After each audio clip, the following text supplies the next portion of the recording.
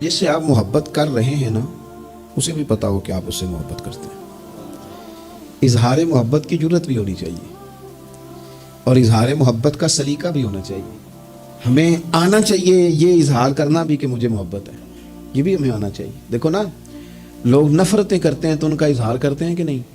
और मुझे जी ये बात नहीं पसंद, नाराज ना होइएगा, मैं नहीं इस बात को, ये तो कहने की ताकत है, तो ये कहने की ताकत क्यों नहीं कि मुझे आपसे मोहब्बत है। ये कहने की भी तो ताकत होनी चाहिए ना। उसने कहा था कि अब तो दुश्मन की अदाओं पे भी प्यार आता है, तेरी उल्फत ने मोहब्बत मेरी आदत ही कर दी। ओ भाई, प्यार का भी तो देखे ना। नबी पाक सल्लल्लाहु अलैहि वसल्लम ने वजाहत की। हुजूर फरमाने लगे, जब तुम किसी से मोहब्बत करो तो उसे बताओ कि मैं तुमसे मोहब्बत करता हूँ। मिशकात देखिए ना, हदीस मौजूद है, फरमाया उसे कहो मैं तुमसे मोहब्बत करता हूँ। माना क्या है, उसे बताओ ताकि उसके दिल में भी तुम्हारी मोहब्बत पैदा हो जाए। उससे कहो जाके